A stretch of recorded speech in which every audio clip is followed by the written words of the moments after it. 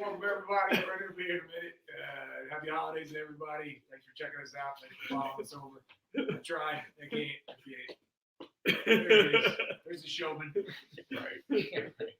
Hello, everybody. What's up? Happy holidays. It is the third chapter of the Fatjack's Comicrypt holiday trilogy. This is the Jedi right here. This is Turn the Jedi. Yeah, not the Rise of Rise of Skywalker. Stop. No. You hear those monsters in here on Wednesday? Oh my God. Wait, what happened? Shout out to Mr. Griffin and Mr. Chen, who as customers, like I hold them in very high regard. You're fucking telling me that Raiders of the Lost Ark is the only watchable Indiana Jones. Stop it.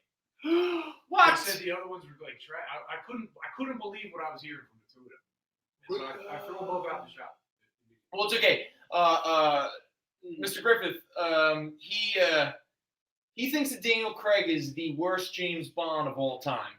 So that's all you need to know right there. James Blonde. Yep. James Blonde, yeah. What do you refer to him as a hairless ape? Yeah. Shaved ape. Shaved ape. That's what he said. The shaved ape. He's got one good. The shaved ape. But all right, so welcome. It's Fatjack's Comicrypt. We're hanging out. I'm Brendan. That's Al, and we have the dynamic duo of Duke and Jason over there hanging out in the peanut gallery, and we're doing a non-holiday show. We call it a holiday show because Christmas is next week, and it is technically the holiday season. Now, personally, I'm a little into the Saturnalia. Probably do some sacrifices, maybe in a couple nights. Drink some blood. Probably run around naked, screaming at the moon. That's always a good time to have. Are you going to spend money on a tree and take it from nature, put it in your home, decorate it, and then throw it out with it? No. Instead, I go into nature and I climb trees. Yeah, that's sort of my. That's weird. I know, but it's like I take a bunch of things that taste like bitter root, and they make my eyes really big, and then I get kind of naked, and then I climb trees. Kind of naked. Yeah, and I jump from tree to tree, especially if they're really piney. And I get a lot of really good sticky sap, so it gives me like my Spiderman abilities. That is his normal weekend problem. That's a Tuesday. Mr. Freeze, he listens to 30 Seconds to Mars driving to and from the woods. Oh, I love 30 Seconds to Mars. You know what? Is that right? Here's what I think of that. There we go. The British middle finger. It's not a bad band. Relax. Get out of here. Please, relax. Get out of here. God, I can't believe we keep inviting you back. Actor, but he's a good band. Oh, you're the worst. All right, so we're selling comic books. So let's get through the business as quick as possible. We're going to need you to claim books in the chat. Don't worry, Duke and Jason will only claim books in the chat. So don't feel anyone is being short. Some term I can't think of right now. Poaching. Thank you. That was the terminology. So that's how we do it. Please be as specific as possible so there's no confusion. All right. Yes, some of the platforms are a little bit quicker than others. Sorry about that. But the experience is really good at time stamping everything. So we have an idea of who claimed first. Okay. So, all right. He's whispering things over there as if I can just stop and just listen to you whisper. So real Sweet quick, nothings. and we talked about this earlier to Mr. Siegel in the chat. The Terror Inc. issues did go because somebody saw them on the Instagram and asked about them. Yes. And- So if anybody sees anything on the Instagram and are dying to have it, please hit him up on the Instagram. Right. So just so we're clear, if it shows up on the Instagram, even if we're trying to promote the show, those books are fair game. All right. So don't even hesitate. Just be like, yo. In fact, there have been a couple books. Oh, I gotta find that. Yo, dude, do you really want that Snake Eyes cover I posted? I gotta look for that. It's a variant. Oh, sure.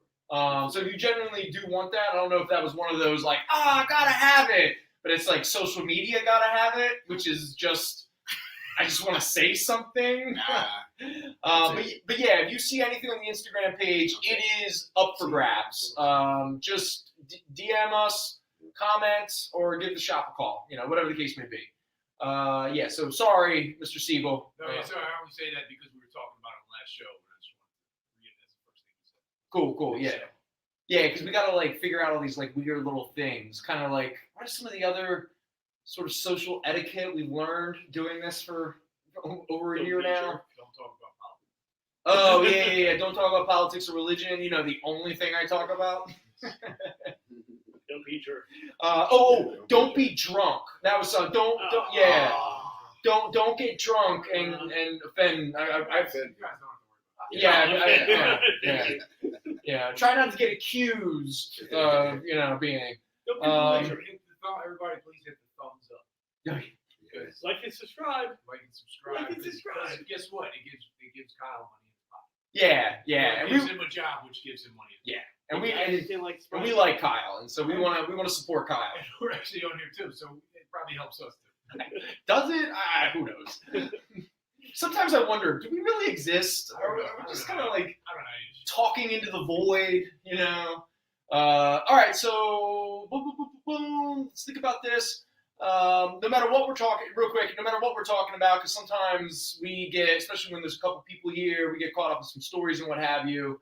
If you have any questions about anything up here, if you want to claim anything, whatever the case may be, hit us up in the chat. He pays attention to all that, and we prioritize how things come in, no matter how much bullshit is flowing out of my mouth. We will stop and shift to whatever you guys really actually want to check out or what you're interested in, because no matter how much this seems to be an ego-gratifying exercise, we only exist here to try to sell you guys some books. Now, if you do claim some books, if you were close here to our Center City, Philadelphia shop, you can pick them up here. They'll be behind the register under your name. You've probably done this before, you know it, but just in case somebody's watching us for the first time, if you are closer to our Oakland, New Jersey shop, we will send the books over there for you to pick them up. If you are outside of the area and you're going to need us to ship those books, if you've shopped with us before, we probably have your contact and shipping information. Send out an invoice during the week. But if this is the first time that you are shopping with us, and we're going to need you to contact us with your contact and shipping information. And the best way to do that is our email, which is all floating around down there, fjccshow@gmail.com. Let's think.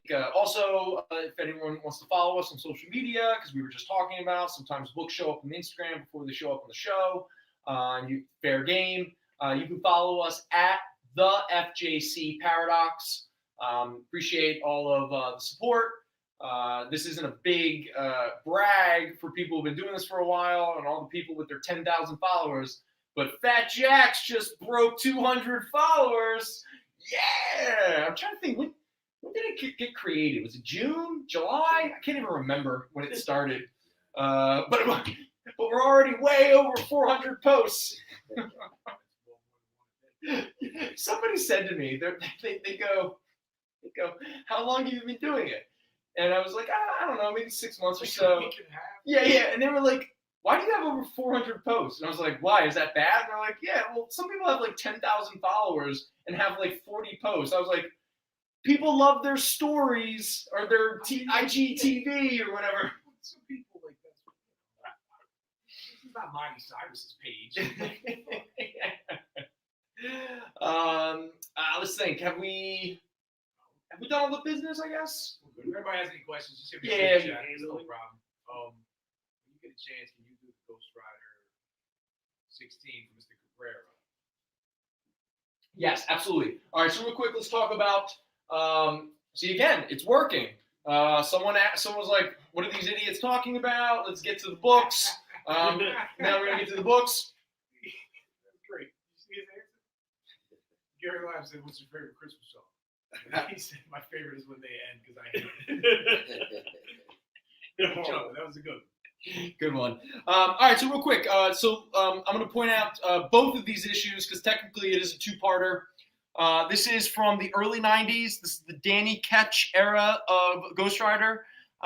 This is Howard Mackey and Mark Teixeira. This is Ghost Rider issue number 16 and 17. These are both high grade, and they are both $4. This is the two-parter where Johnny Blaze, Ghost Rider, and Spider-Man team up to take on the demon-possessed Hobgoblin. So here is issue number 16 and issue number 17. So like I said, those are both high grade at $4 each.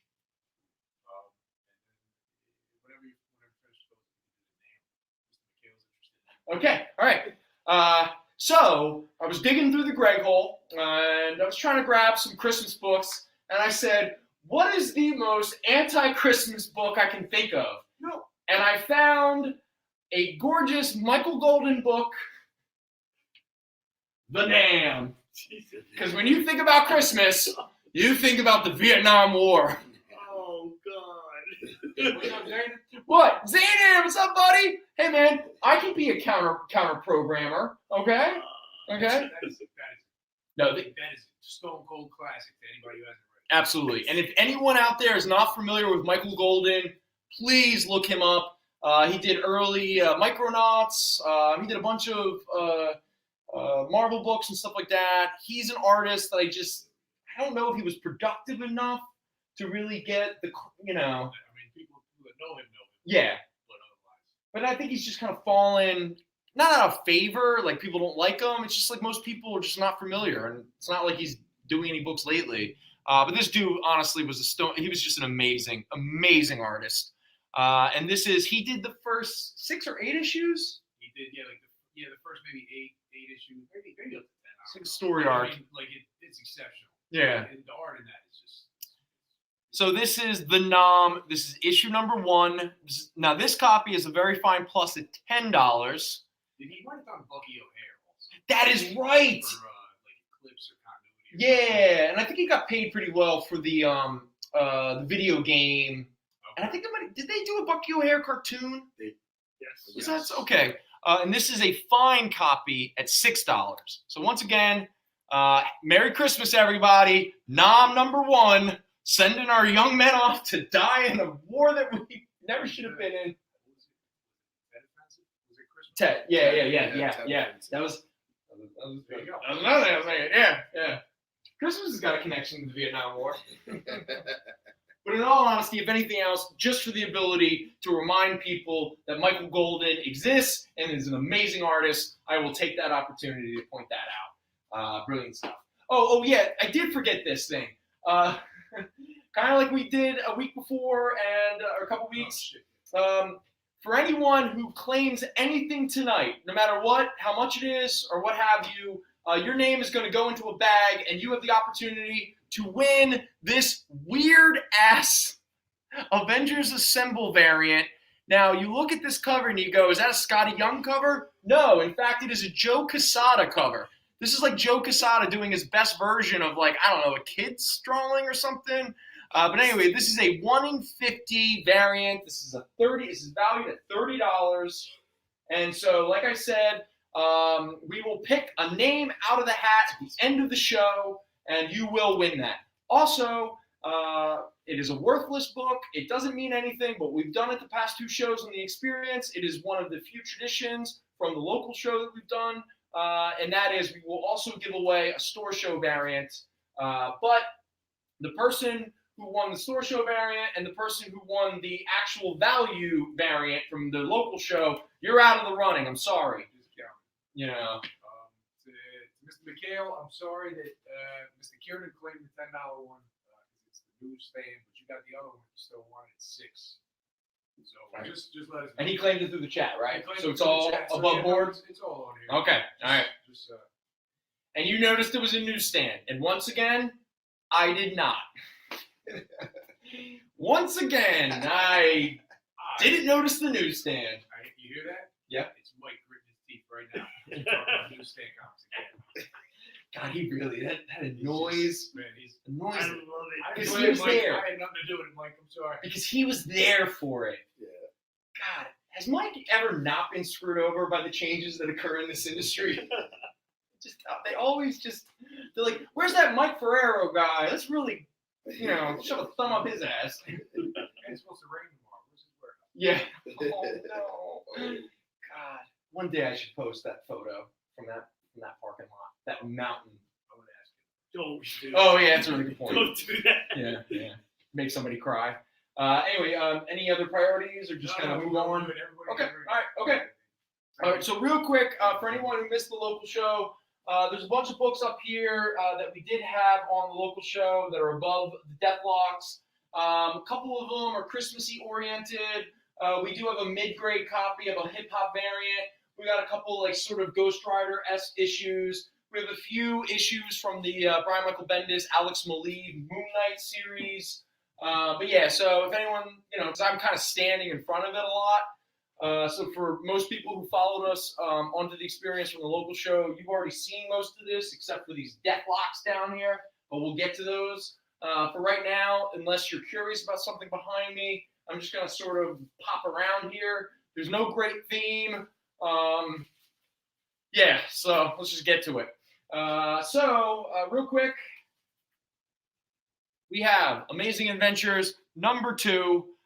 This is a fine copy at $12. Now, the Amazing Adventures number 1 is actually the first time that Black Widow was in her more famous costume. So that's a big deal. Number 2 is the second appearance of Black Widow in her famous costume. God, sometimes it just feel like a used car salesman.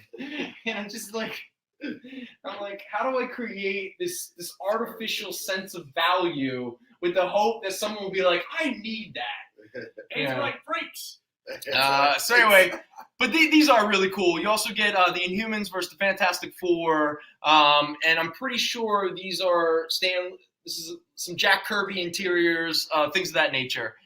Really cool. Would this be considered late Silver Age, or is this very beginning of Bronze? Shoot, I have no idea what year. I'm gonna say late Silver Age kind of a thing.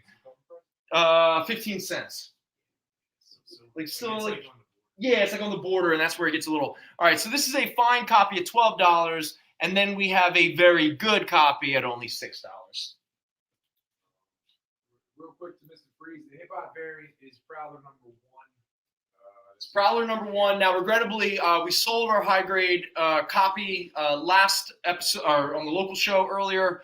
This is the only copy we have left. This is a fine plus copy at $6. Now, this copy is actually gorgeous, except for one big flaw, which is why I had to knock it down to a fine plus, and that is there's an actual like little split right there on the spine, right below the top staple. So it was a big enough of a flaw that I had to go more of a mid grade than a very fine plus, which I would have preferred because then I could have maybe asked for maybe $8 to $10, but instead we're only asking for $6. Real quick to Mr. McHale, we got a fine copy of Amazing Adventures and a very good copy. Very good is 6, fine is 12. Let me know which one you want. I'll take the Prowler. Mr. Freeze will take the Prowler. All right. And Mr. Siegel's interested in Bizarre Adventure. Ah, nice. All right. Some of you might have seen this on the Instagram page from this morning as borderline depressed Brendan tried to get the holiday spirit to promote the final show of 2021. I don't know if I succeeded. In fact, I would probably say I did not. In fact, you should have read my first draft. It was dark. But this is a gorgeous Joe Jusko cover, Bizarre Adventures number 34. It is an all Christmas issue. You get Son of Santa and a bunch of other weird Christmas-related issue. But don't worry, it's not for kiddies, and Marvel means it. But this is a gorgeous high-grade copy at $8. Right. There you go. Thank you, gentlemen. Thank you, Mr. McHale. You got your $12 copy. Thank you. Thank you. Do you have a favorite Christmas movie? A favorite Christmas movie? Gremlins. Gremlins? Yo, it's definitely Gremlins. Because it still celebrates kind of Christmas. There's snow everywhere, which is nice. It's got all of the great Phil Spector produced era girl group, 60 girl group Christmas songs. My favorite era of Christmas music is the early 60s, the Ronettes, the Crystals, Darlene Love, stuff like that. You get to have fun with gifts and decorations, yet it still acknowledges the dark undercurrent of this holiday, okay? And it is the Phoebe Cates monologue of what happened to her father is one of the most beautiful and dark kind of stories. In fact, somebody put out, because most of you have seen Gremlins and you know what happened to Phoebe Cates' father, dressed up like Santa Claus, got caught in a chimney, all that kind of stuff. Somebody put out an action figure, and it's her father's corpse in a chimney. Yes, it is so good. Oh my God, it's brilliant. But yeah. If I had to, like, you know, when I really think about it, like, it is absolutely Gremlins. Damon, he said, "What's your favorite Christmas comic?" Which is a little more difficult. Ooh. But if anybody has a favorite, I know certain customers will like dig out their Christmas comics and reread them every year. So is it like a Christmas themed comic? Does the story take place during Christmas? Zane, why don't you start us off? What's your favorite? Yeah, Zane, give us an example or two so we have some parameters. This is your game, buddy. Yeah. So while you do that, let me point out a quick speculation book because I've attempted to sell this issue many times and it only keeps going up in value. So let me just throw it out there again. I am talking about Marvel Now, .1, number 1, first cover appearance of America Chavez, and it is a preview of Young Avengers number 1, which, if you got a Young Avengers number 1 and it's a high-grade copy, and you got that thing slabbed, good for you, because you have a book that right now is valued around a few $100s, and that's without the Young Avengers even happening yet. But as everyone knows, it's going that direction, that's for sure. But anyway, this is a book that, you know, at one point we were selling for like $6 to $8, and now it's up to like $20, $25. Now we're only selling a high grade copy here for $15. Oh, all right, cool. And if anyone wants another copy, we do have, I think, 1 or 2 more copies maybe left. And they're all still high grade and 15. Let's not get, you know, greedy here. Justice League 110, that's Santa Claus. Oh, that's good. That's when Superman punches Santa with the arm in the face. Nice. Man, I'm a big fan of that. Oh, Generation X. See, some people have like specific Christmas issues. Oh, whoa, the Generation X is a good one. Oh, I know my favorite. I know my favorite. It finally came to me. It's Uncanny X-Men 141. It's the issue where Kitty Pryde, who's Jewish, is left at home at the X-Men mansion while all the other X-Men go off with their families, and they leave this 15-year-old girl by herself in the mansion during the holidays. No one could have invited her home with them. I'll never understand that part. But a demon comes out of some random rock that's on the grounds. By the way, Professor X, do something about that. I mean, what the hell? And it becomes pretty much alien in the mansion as this monster is trying to hunt her down. And I don't know, it's the last John Byrne issue of Uncanny X-Men. Give him a copy, I'll buy it. I think we sold every copy. Oh my God! Because I Can you tell me that it did not have it? Because you've never seen that one? No. You've seen that cover. Yeah, it's famous. It's famous. It's like You probably saw it on this show every week for like a year. yeah, I'm gonna say because Like, we just kept putting it I kept putting it up there because it's one of my favorite. Forget just Christmas. It's one of my favorite single issue comics. Like it is a great story from beginning to end. And it ends. To Sam in the chat, we'll get you another copy of point one. We have one. Yeah, I'll put it in your box. Yeah, we got. Don't worry about that. We All good, Sam. in fact, let's just Right now. Stand by. where is it? Yeah. Where is it? Where is it? I got it here. I got it. Stand by. Okay, sorry. We're gonna have to. I thought I had it like here, but we're coming up on a break. Hey, Kyle, you want to break us now? We'll find that book for Sam and then just come back. yay! I got it. You got it. I did it, guys. Oh, is it break time? Wait a minute. Yeah, let's. Kyle, it's up to you, man. If you want to break. Hey, Kyle, let's just do a break and then let's just come back.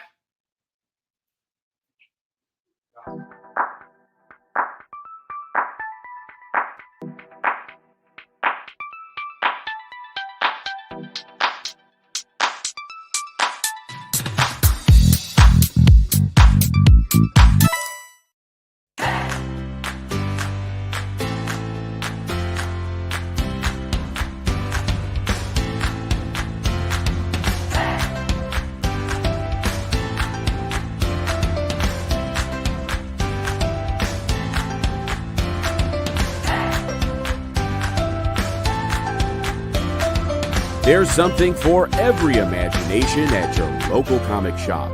Visit ComicShopLocator.com to find a store near you. Imagine being at a convention and going to an interview panel that's just for you. No bustling crowds, no hours-long lines, just you, the moderator, and your favorite comic book creators. Well, this is pretty much that. Miss Jen sits down every week with 2 comic book creators for a live stream interview about their latest work, and you can ask them whatever you want. It's Talking Shop, Mondays at 5 Eastern on The Experience, Comic Culture and Sales.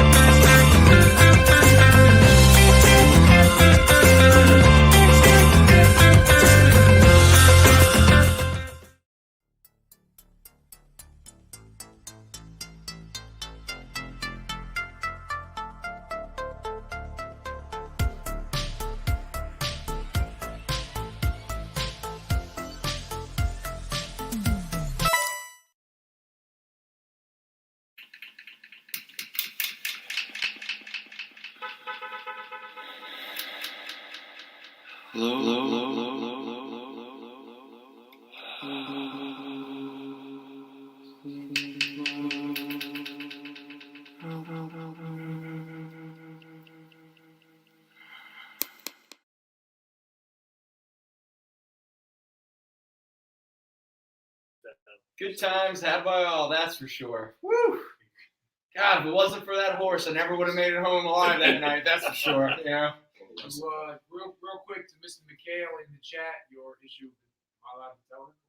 Yeah, you Yeah. Your issue of the name has been taken care of by Mr. Kiernan. He felt bad about beating you out, so you get your copy for free. Cool. All right. And don't worry, Mike, he's paying. Yes. Oh yeah. Just so we're clear. Yeah. So happy holidays. Woo!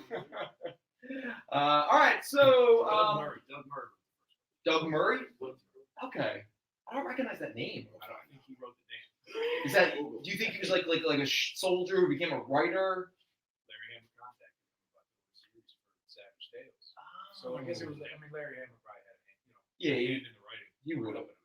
Interesting. Cool. You know what? Larry Hama was probably the editor because he was a big editor at that time. Okay. All right. We sometimes know things. Shock of all shocks. Or we just look up one. We just wiki that. That is true. One time I was trying to do a podcast, and I was like, all right, pull out your laptop, and anytime we don't know something, look it up. And the guy's like, well, we won't have the time to do it. I'm like, dude, we're just talking. No one's watching us. Just look it up. He's like, well, I want to. Stop! Just as a little aside to everybody, the Bravo organization said that the Nam comic is the best media portrayal of the Vietnam War. Whoa. So there you go. That's saying something. Better than Oliver Stone's Platoon. Which is saying something because I had I knew a couple gentlemen who served in Vietnam, and Platoon gave them flashbacks, and they did not like Platoon. Not because they felt it was a bad portrayal, but it brought up some uncomfortable feelings. Anyway, so you see what's happening with Marvel now, point one. You saw what happened to Marvel something or another, point one, point zero, whatever, where Kamala Khan was introduced. Well, there was another big one-shot, sort of like one of those transition one-shots that Marvel will do to sort of set the table for a bunch of new titles and characters and things of that nature.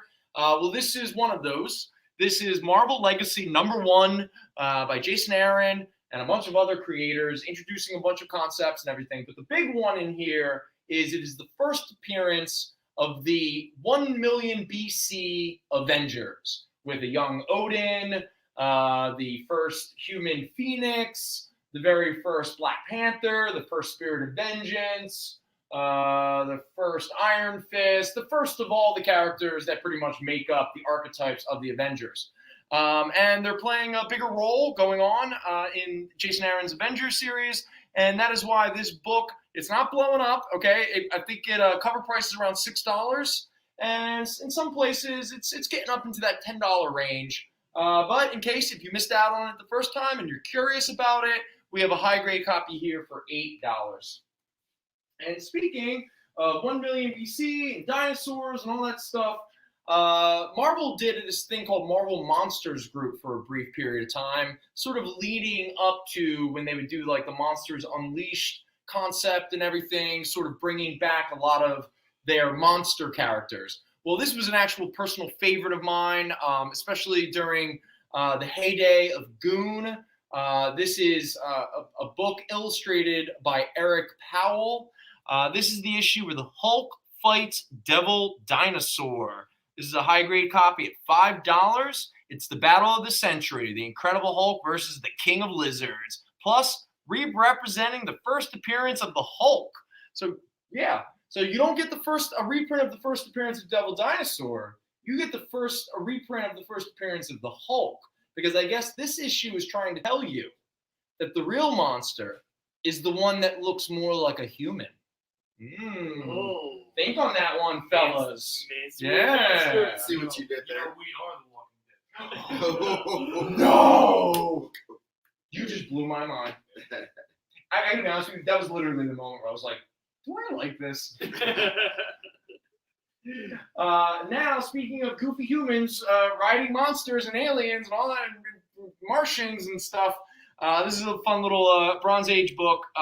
Edgar Rice Burroughs, John Carter, Warlord of Mars. This is the first issue from Marvel. That is a beautiful Gil Kane, Dave Cockrum cover. This is a fine plus copy at $12. And I will say this, it's probably won't be a popular opinion. The movie was an absolute bomb, all that kind of stuff. That John Carter movie ended up being a far more entertaining than I think it deserved to be. And if you've never watched it, give it a try. In fact, has anyone had a worse weekend? That actor's name was Taylor Kitsch. Oh, yeah. He was from Friday. Because what other movie opened on the same weekend as John Carter from Mars? Or just John Carter? Do you know the other movie that Taylor Kitsch was in that weekend that opened and bombed? No. I'll give you. It was based off of a board game. Oh, Jumanji, yeah. No. Battleship. Oh, I should have said Rihanna was in it. Damn it. Battleship. Can you imagine? Battleship was? Yeah. You see it? Yeah. No. Battleship and John Carter came out on the same weekend, starring the same actor, and they were both epic bombs. Rihanna had amazing scenes. Amazing scenes? She's great. Are you saying that sarcastically? Yes. Okay, all right. Did she get killed in it? Oh no, she does a phenomenal job. I heard she wears a ball cap really well. No. Yeah, she's. Doesn't she shoot like She shoots a gun. gun? Yeah. She does an African accent very well. Oh, she actually does an accent? It's horrible. It's bad. It's bad. It's okay, man. Betty Watt, brother. All right, so next up, we have a little 90s nostalgia here, people. Andy Kubert, and it's the 90s, so that is definitely a golden embossed cover. That is the very first Gambit miniseries, Gambit number 1. At last, the Cajun X-Man in his own limited series. This is a high-grade copy at $5. It is the beginning of the first time they told the origin of Gambit, and it is the first appearance of a character probably no one has ever heard of before or since, and that is Kendra the Benefactress. Jesus, man, these names. Sometimes. And speaking of the 90s, Darkhawk has a rematch with Venom. There you go. Darkhawk number 36. High-grade copy, $4. There's Venom being really mean. You know, look at that. He's just holding his arms back. He's like, stop punching yourself. Stop hitting yourself. Darkhawk's like, I'm not. He also played Gambit. Taylor Kitsch. Oh, my God. So say Zanin, and Zanin wouldn't just spit bullshit in the chat. You're right. Wait a minute. In what movie? Was it the third movie where I'm Juggernaut bitch happened? Isn't he only in the third one? Is he in the second one? Is Gambit in one of those movies? He's in one of the movies, yeah. Or is it Wolverine Origins? No. No. It's X-Men. X-Men. Yeah, It is. I saw it, but I don't It's- know. Is it two or He's one? in the alley. Yeah, he's in and that. horrible Korean accent. And Taylor, he plays. Oh, that poor bastard. I thought he was in X-Men Origins too, I guess. No. That's what Who? this guy. Uh-oh. Sounds like a fight's gonna happen. I don't know. Well, because I know Channing Tatum was trying to get a movie. He was trying to And get a he Gambit. Yeah. walked off because he's like, this is horrible. Yeah. I'm not doing this. Can anyone guess who my least favorite popular X-Men character is? Gambit. Cyclops. Gambit. No. My favorite, least popular character is Cyclops. I hate Gambit. Yeah. I hate Gambit. I've Yeah. hated him since he first appeared. It's just, I don't know, something about him. Just, and then again, there was that era of the 90s where everyone's like, yeah, Gambit's cool. I was like, there's nothing cool about Gambit. My cards hurt me. I mean, that's not a bad concept, but why are you just throw marbles? He was, Throw marbles at he was, people. he For was an jammers. excellent playable character in the same. Yes. That is true. Yes. Yeah, you could throw cards. Throw you could cards, hit The baton, bow, the little stab. That's true. Yeah. I guess it's better than like your special power is to call Rogue and she just kind of flies in and punches people real quick and then flies You know off. what? He was in the arcade game, so he's a That is nobody. actually a good He's a point. nobody. He's the one. Still hate that. Oh, character. is that why? Because he's the guy Cyclops wants to be. That's why you hate him. Oh, so much. yes, was that Gary? Mr. Lime. Stop. Bang bang! You got it. You got it. Mr. Freeze, watch Battleship. See what your son thinks of Rihanna. His son comes to Such a mess. Do you know Liam Mess Neeson of a is in that movie? Yes. Yeah. He, I think he was grieving over the death of his wife. And he's like, that movie ruined careers, as far as I'm concerned. That movie's and so what bad. was it? Is it seriously based off of the board? Yeah, so based on the board Yes, game. it is. But Hasbro sold the rights to. Hasbro's made a lot of money on selling rights to movie, and that's what they Okay. did. Now, the whole concept is that like aliens came down, Aliens, and then a yeah. bunch of battleships had to fight the aliens. Yeah. Real quick, what is the Watch best? it. What is the best movie based off of an actual Clue. board game? Clue. That is actually true, but you didn't allow me to finish. Clue cannot be your answer because that is the obvious. No, Clue is a masterpiece. Great movie. What is the best movie based off of an actual board game? Jumanji doesn't count because they created Jumanji after the fact. Okay. So think on that, folks. I have my answer. Wait, what do you mean they based Well, it? they made, It was a kid's book.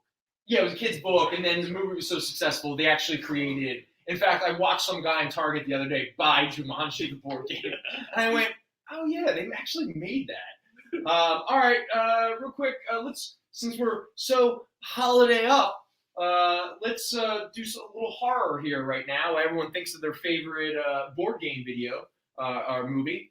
We have a little one-shot here called Night of the Living Deadpool, excuse me. This is a high-grade copy at $8.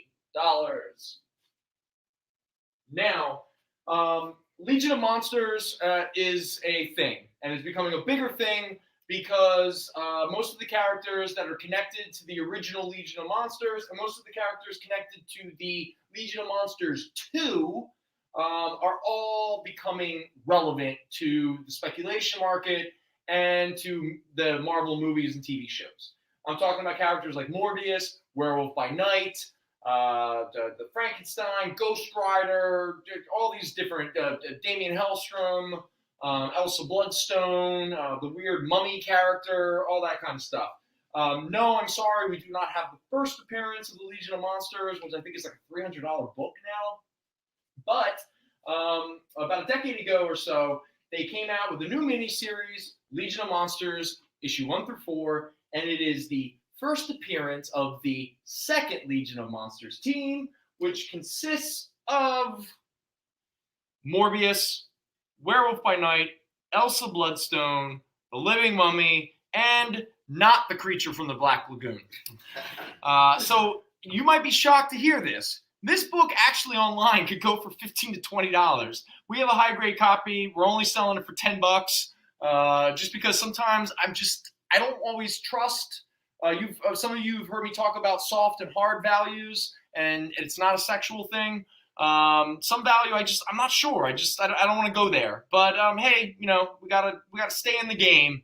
So this Legion of Monsters, issue number 1, the first team appearance of the second lineup. This is by Dennis Hopeless and an artist that I really love, and I just don't see enough of anymore, Juan Doe, which I think is an alias. He was like a graffiti artist who kind of like shifted into comic books.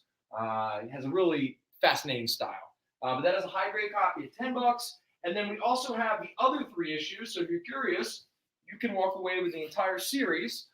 This is issue number 2 right here. Issue 2, 3, and 4 are high grade, and they're only $5 each. And then we have issue 3, where it looks like the whole team is turning on the one woman on the team. Is everyone getting a good look at that cover? Right. That's awkward. It's problematic. Yeah, it's called problematic. There you go. And then issue 4, where I think someone took the reins, let's say.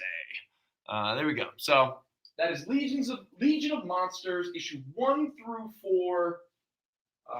Number 1, they're all high grade. 1 is $10, and then 2, 3, and 4 are $5 each. And then they put out a couple one-shots focusing on specific characters. There was one about Morbius. That's the one the speculation market is all in love with. That's easily a $15, $20 book now. There was a second one. I'm trying to think if it was Frankenstein or if it was somebody else. But then you have this one by Mike Carey, an artist a writer I really enjoy, and the artist Greg Land, who has never seen a Maxim magazine he doesn't like. And that is Legion of Monsters, Werewolf by Night, number 1. Plus, you get Monster of Frankenstein in there. So the third one-shot had to be somebody else, who I just can't think of right now. But this is a high-grade copy at only $4. All right, so there's our. So anyone come up with a board game movie? Just out of curiosity. Are any of these for real? Is there a Connect 4 movie? Is that legit? No. Don't listen to him. Well, there's a lot of Game going night? on in the chat. That's not a board game. Yeah, it's not a good board game. Before we go to the board games, is there a deal on the Legion of Monsters all 4? Mike will do like 20% usually for a set. 20% off, so I don't know. I don't know if you want to 25. Oh, you want to play that? You know what? Screw it. If you're gonna buy all 4 issues, you got them for $20. You could have them for No, $20. So I mean, you save $5. You knock down issue number 1, so each one would be $5 each. So if you're interested, 1 through 4 for $20 as a set. Mr. Chairman, you're not allowed to say Clue. I said that too. Thank you. You're not allowed to say. I'm sorry. This Clue is not that good a movie. Mr. Chamberlain is. It's just not entertaining. It's just kind of stop. boring, Stop. and you see the ending coming a mile away. Stop. Which ending though? All of them. You see the ball coming. It's like Wayne's World. You see all the endings. Does the party involved want all of the one shots as well? Are you claiming these? I'm sorry. Oh. Are you claiming them? Yes. You gotta claim them in the chat. Yeah, I got it. Claim that shit in the chat. Yeah, we gotta stay above board here. Because there might be a congressional hearing one day, and we all ignore the subpoenas and don't have any consequences. I was in the middle of answering. Oh, you're Double trouble. The hell's double trouble? double Double trouble. That's not a game. It's not a game either.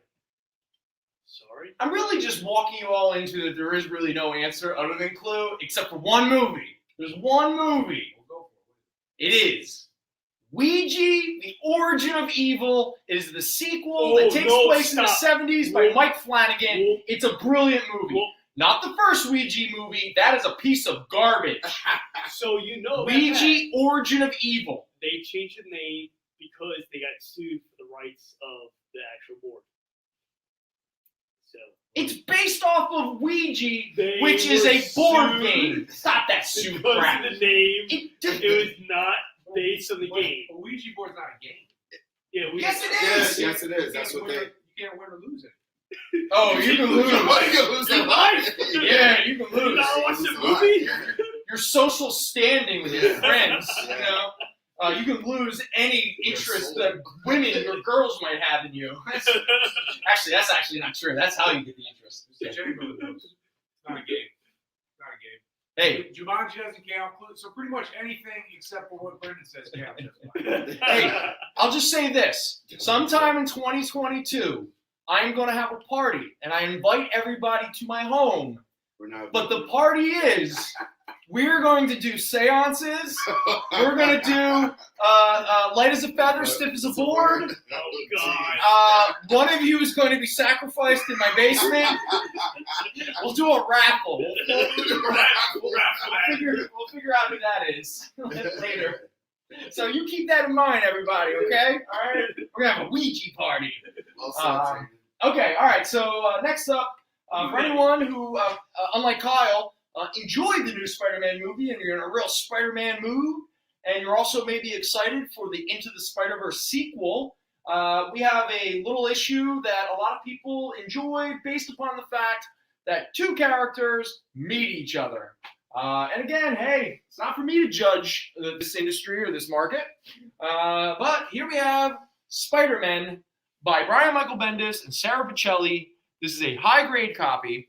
This is the issue, Spider-Man number 1, where Peter Parker and Miles Morales meet for the very first time. And it is a high grade at $15, okay? Now again, this is a book right now that has now passed the $20 mark. And I don't know where it will end. Because again, Into the Spider-Verse, Peter and Miles already met. Yep. And yet this book keeps going up in value. And I'm trying to figure out why.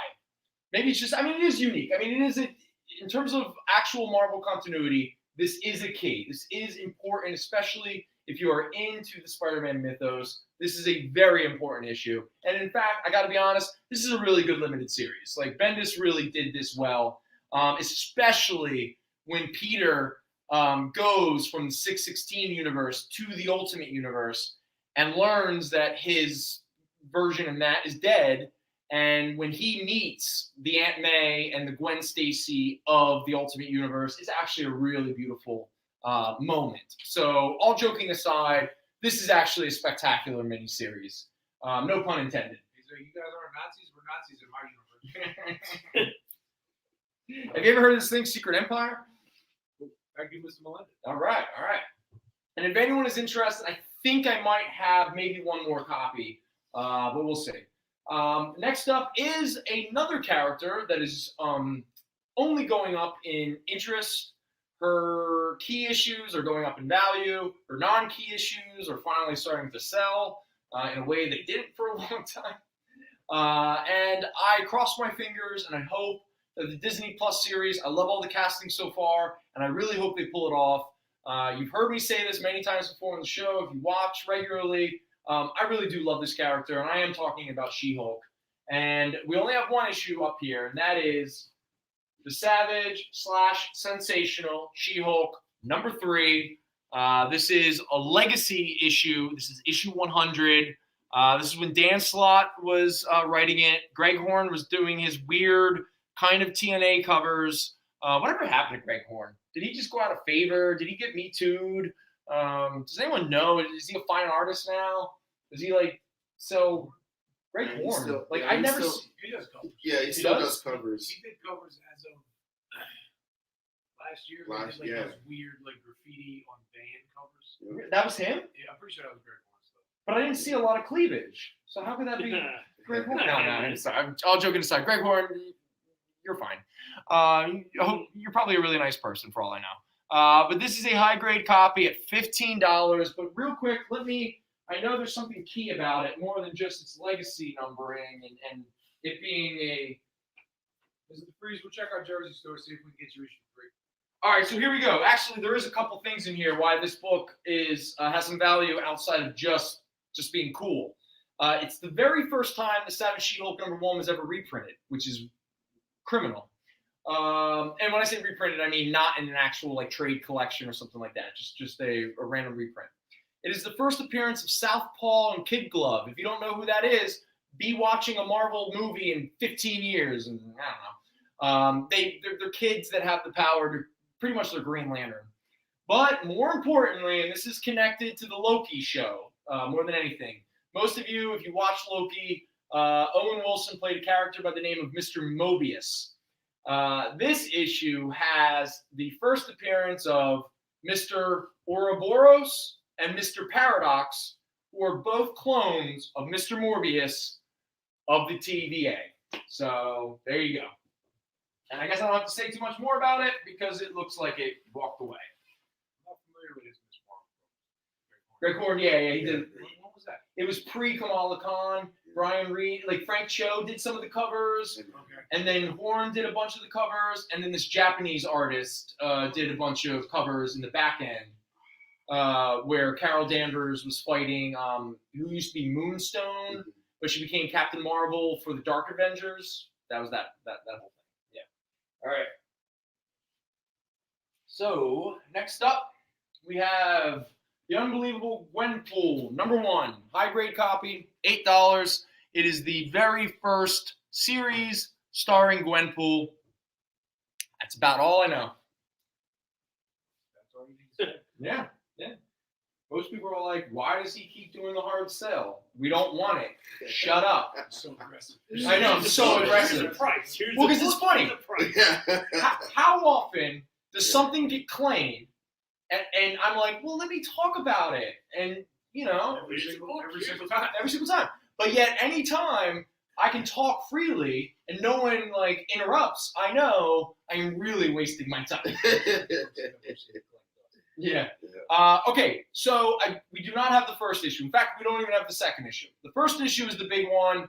It's in that $30, $50 range, and nothing really has happened. But I don't get very many opportunities to promote my favorite comic book writer, Grant Morrison. And I don't meet a lot of creators in the actual industry, and that is purposeful.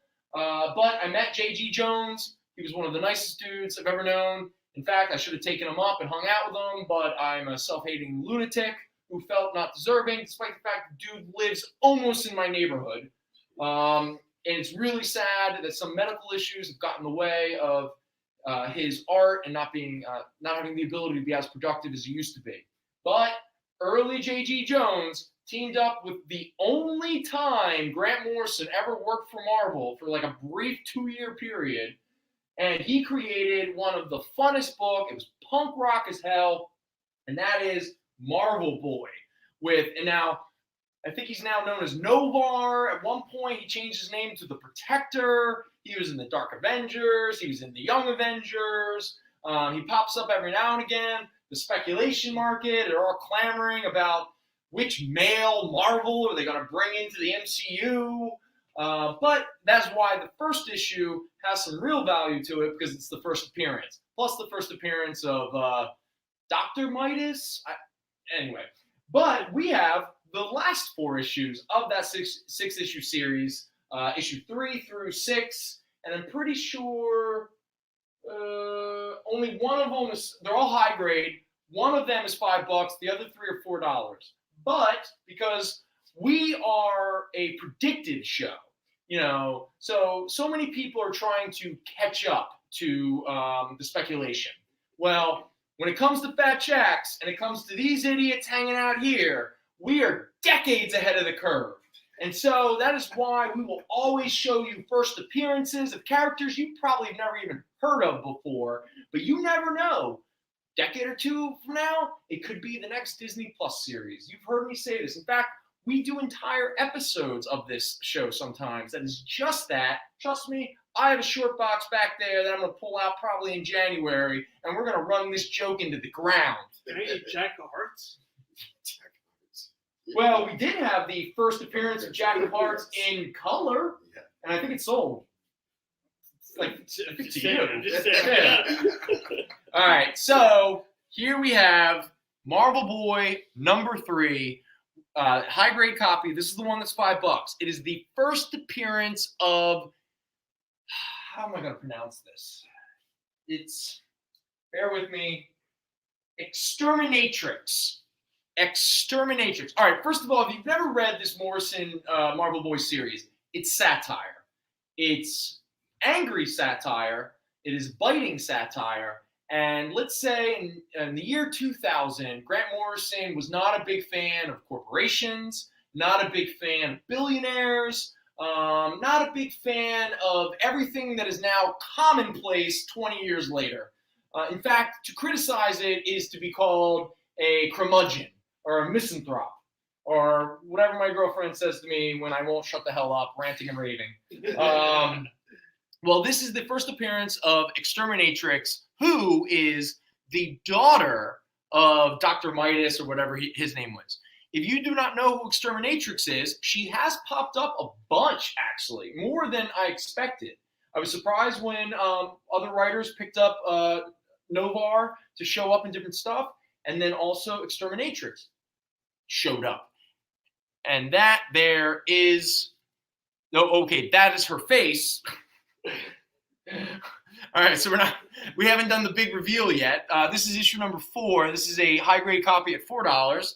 And again, if you don't know what Exterminatrix looks like, boom, there she is. There she is, looking J.G. Jones, crushing it, brother, just crushing it. That is issue number 5. That is a high grade copy at $4. And then issue number 6. There she is again, except without her little mask, because her daddy lied to her. Her daddy told her that she was scarred and ugly, and she believed it, and so she became a sadist. But Novar, he ripped that mask off, and he showed her true face and how beautiful she really was. Aww. And then they rode off and wrote F-U across the Mojave Desert and flipped off America. I gotta be honest, man. This series was punk rock. This was cool as hell. They put it back into print one time, and then it immediately went back out. So there you go. Issue 3 through 6 of Grant Morrison and J.G. Jones, Marvel Boy. Kyle, now's a good time to break. Otherwise, we'll just run through until you let us know. Yeah, let's break. Kyle, you ready for break? Let us know. I'm just going to stare at the camera. Game 10 break.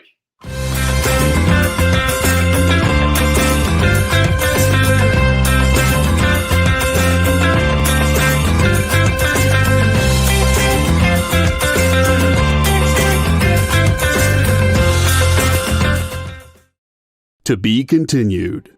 3 little words that hold the secret to the next great story. 3 words that will thrill you, confound you, give life to new possibilities. Every variation of To Be Continued is a promise of adventure, a promise of excitement, a promise of unseen wonders and unexplored worlds. A promise that every issue you read makes you a part of a never-ending journey, and behind every page there will be an unopened door waiting for you. This story to be continued at your local comic book shop today. Visit comicshoplocator.com today.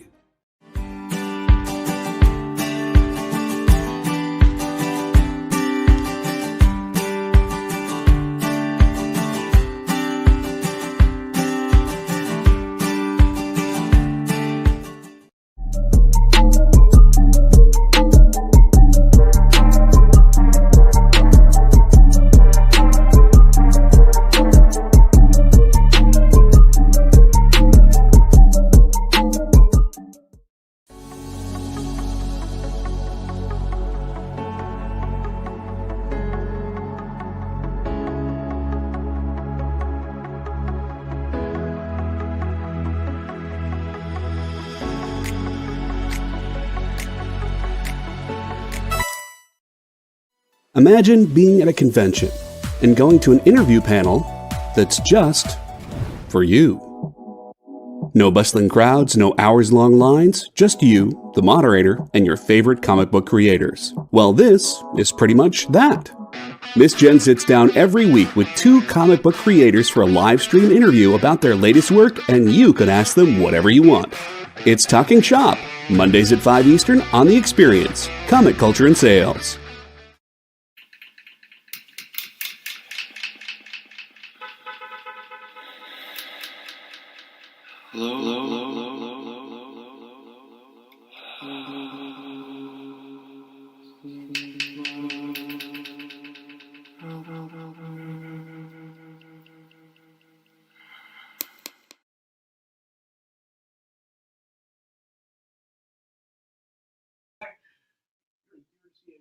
Welcome back. Conversations are happening around us. I love that dude. Yeah, he's awesome.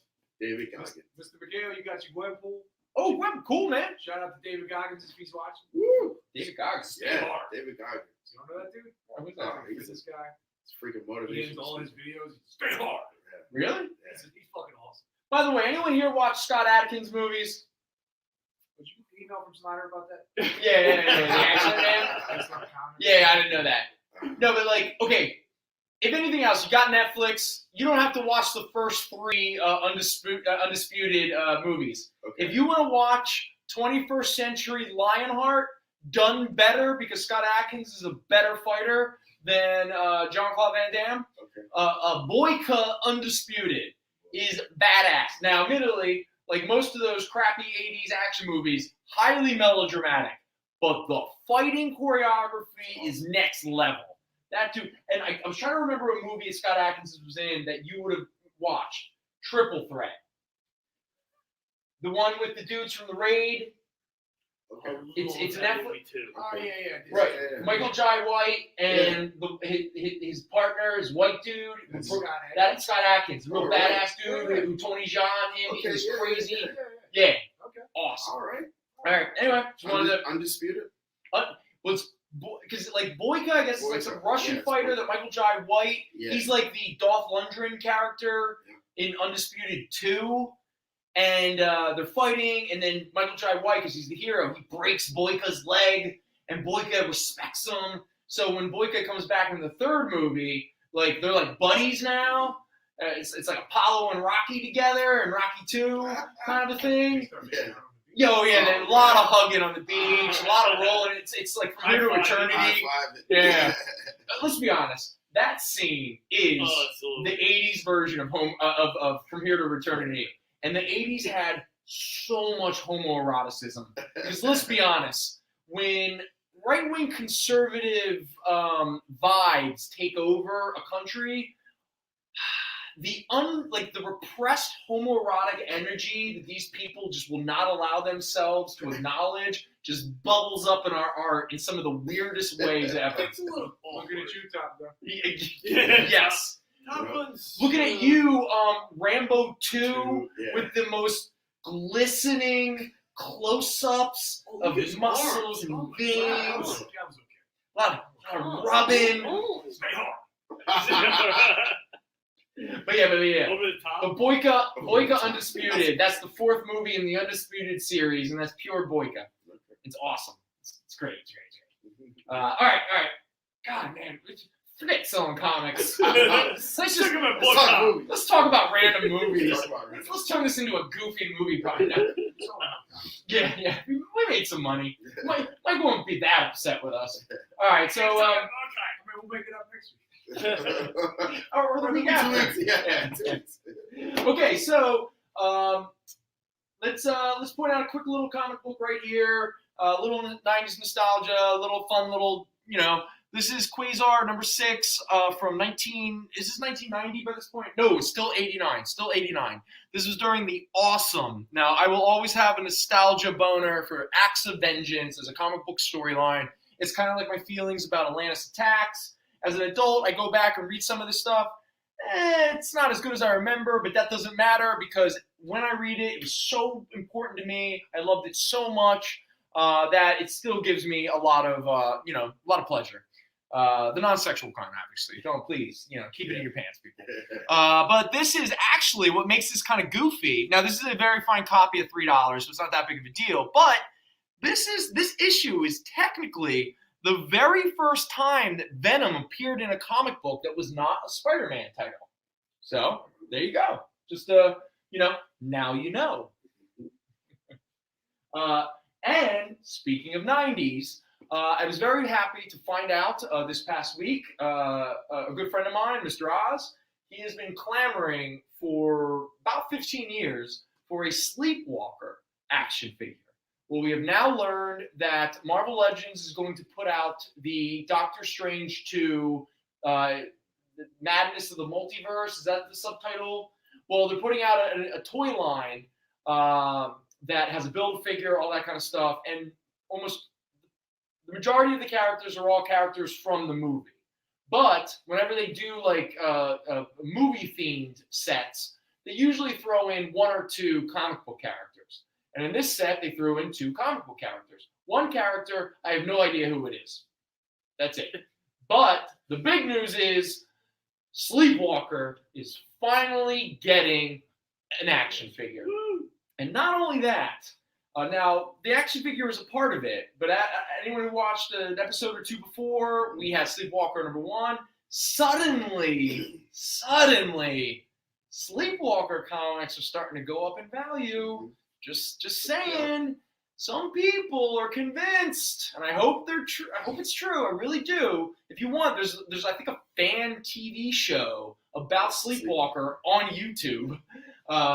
There's a great Instagram account called PJs with Sleepy. That is anytime I post anything about Sleepwalker, like an image or something, they hit up the FJC Paradox Instagram handle with the actual original art from that page. It's clever. So Sleepwalker, who is a character that I really loved, but I'm not going to sit here and beat anybody up if you're not a big Sleepwalker fan. I just like that idea of the dreaming character and everything. Plus, you can get real surreal and everything like that. So with that said, not a big deal, but hey, I got to pull books out and try to sell them. So here's a fun little one from the 90s, Sleepwalker number 8, Deathlock vs. Sleepwalker. Yeah. Very fine plus copy, only $3. And again, look at that. Like, Sleepwalker has the ability of looking at you weird and suddenly you become an acid trip. And now this one's fun. When they tried to bring Sleepwalker back, they brought him back during the Infinity Warps storyline, which was connected to the Infinity Wars. It was like a weird thing. It was called Infinity Wars. Right, but Infinity series. But it came out of this. I think it was just called Infinity. No, that was the Hickman one. This was the Jerry Duggan, Mike Deodato. It was the one where there was a character, Regent, who was like killing everybody, and then it's revealed it's Gamora from a different reality. It was where they introduced a bunch of new characters, and their powers were specifically connected to one of the Infinity Gems. Like Moon Spider. Everybody got mashed up. Yeah, and then you got all these mashups and stuff. Well, this one actually is the first issue, I think, of a 3 or 4 issue Sleepwalker mini series. Now, this is a high grade copy at $5, but it also has the first appearance of. There, let's check it out, folks. Let's see, where is it? Where look my notes here? Where is my? Oh, here we go. First appearance of Man Thing Thang Thoom. Can anyone guess? What is a mashup of? No idea. Okay. Tell us. How about this? First appearance of Little Monster. Anyone idea? That is a mashup of the Hulk and Ant-Man. And then the first appearance of Dark Starhawk, which is a mashup of Nova and Darkhawk. So there we go. Fun. See, Daddy takes your comics away. All right. Now, okay, sort of in the spider realm. One thing that people are still trying to figure out is what's the next move in regards to spider characters. And most of those thoughts surround the female characters of the Spider-Verse. Spider-Gwen, obviously, is one we talk about a lot. Spider-Woman, the Jessica Drew one, is a big one. Jessica Carpenter, who was introduced in the Marvel Superhero Secret Wars series in the mid-'80s. I guess she was considered Spider-Woman 2 at the time. She's been talked about, this and that. Obviously, we have a character like Silk, which carries a lot. But there is another character that is sometimes a little under the radar, but most people are aware of to a degree, and that is, let me try to get her name right. It's her first name before she became Spider-Woman or Spider-Girl was Arachna. It's like Spanish for spider, Arachna, I believe. Anya Corzana. I'm sorry, I'm just butchering these names. But Amazing Fantasy #1 is her first appearance. And then she got her own series called Arachna. But she was kind of running around sort of in like khakis. Arachna. Thank you. Arachna. Thank you. Did chatting this up? No. Oh, you remember. Man, ow, it's the wind. But during the Spider Island event, she kind of graduated to the next level. And that is where she becomes the new Spider-Girl. And not only the new Spider-Girl, but she gets kind of an alteration to Jessica Carpenter's more famous Spider-Woman costume, which is obviously a play off of Spider-Man's original black and white costume. So this is the 3-issue miniseries, Spider Island, Spider-Girl, #1 through 3, where Arachna becomes Spider-Girl and gets her new black and white costume. So this is issue 1. This is the high-grade copy at $6. Issue 2, wow, man, for a fat man, Kingpin is quite agile. This is issue #2. This is a high-grade copy at $4. And then with a really cool, is this J. Scott Campbell? No, it's just somebody kind of doing a J. Scott Campbell-esque. That is issue #3. That is also a high-grade copy at $4. How do you say it, Mr. Hunt? Anya Corazon. Anya Corazon. Thank you very much.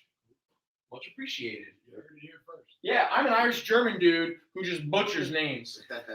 Just butchers. Hey, everyone's in love with Spider-Man 2099, and we've tried to sell many things in regards to Spider-Man 2099. This one's no different. So a few years ago, they gave Spider-Man 2099 a new series. Reintroduced them, kind of brought them into sort of back into continuity, all that kind of stuff. Well, this is Spider-Man 2099 Volume 2, #1, but this is the cute little Scotty Young variant. This is a high-grade copy at $6.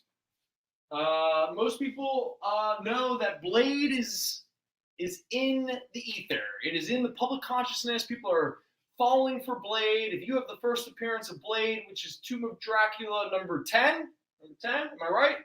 Anyone? Okay, all right. That is a super hot issue. That is very valuable now. But here we have a more valuable in terms of the mythos of Blade. This is Peter Parker Spider-Man #8. This is the issue. Now, this is a very fine copy at only $3. This is the issue where Morbius bites Blade, and Blade officially becomes an actual vampire. There you go. And then, staying with the Spider-Man theme for a moment, we have a 90s gimmick cover. There you go. Look at that. Look at that. Oh, that sweet, whatever the hell, holofoil. It just glares at you. This is Spectacular Spider-Man #200. This is the death of Harry Osborn, the son of Norman, and the second Green Goblin. This is the issue where he dies. This is a high-grade copy at $10. Yes, you can. Boom. Thank you, Mr. Hunt. Thank you, Mr. Lime.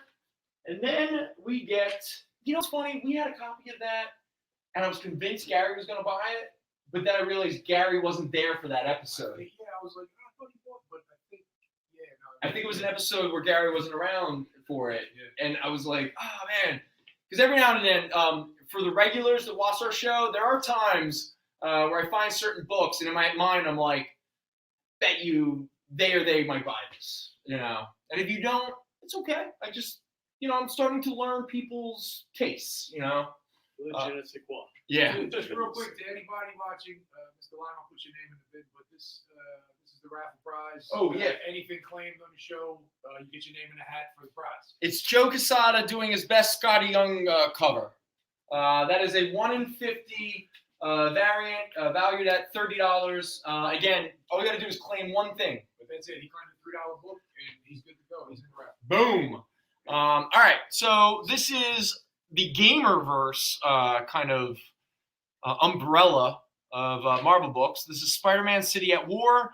This is the first appearance of the video game Spider-Man costume-esque character. It's the costume, because obviously it's not the first appearance of Peter Parker, no matter what version it is. It's the first time that the iconic Spider-Man video game costume was introduced into the comic books. And this character has already been introduced in the Spider-Verse stuff, so it's canon.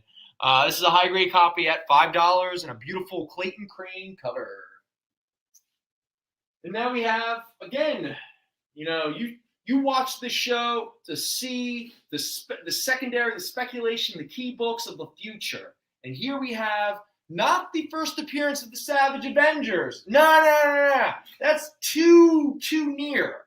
This is the first appearance of the second Savage Avengers, all right? Which consists of Conan the Barbarian, Damian Hellstrom, and can anyone guess the third member? And it is a woman.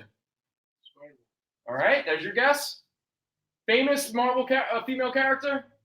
Just Storm? Jean Grey. You're all wrong. It's Black Widow. This is Savage Avengers Annual number 1.